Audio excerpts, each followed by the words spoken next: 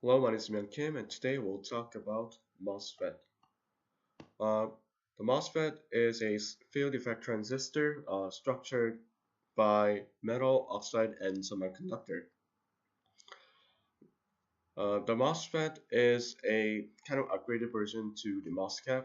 There are two new additions in the substrate region that are drain and source. The drain and source are the oppositely doped two new formed part in the MOSFET substrate region.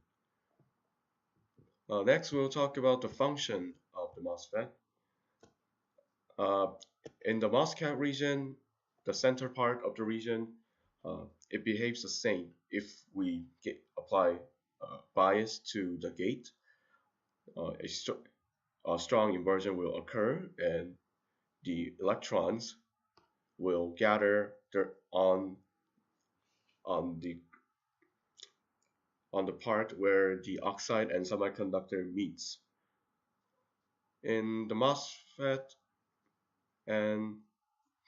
there is one more huge difference to the MOSFET, which is the drain, which that we apply voltage to the drain, a electric field will form between the drain and the source. Now, as I mentioned earlier, the potential well filled with electrons will behave like a channel between the end and between the drain and the source. And since we are applying a voltage between the source and the drain, the electric field will help the electrons between the drain and source be carried by a channel.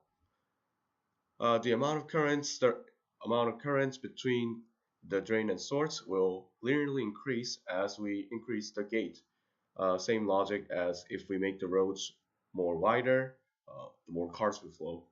However, there's one more important thing I have to mention here. If we apply more bias to the drain parts, there will be one last problem.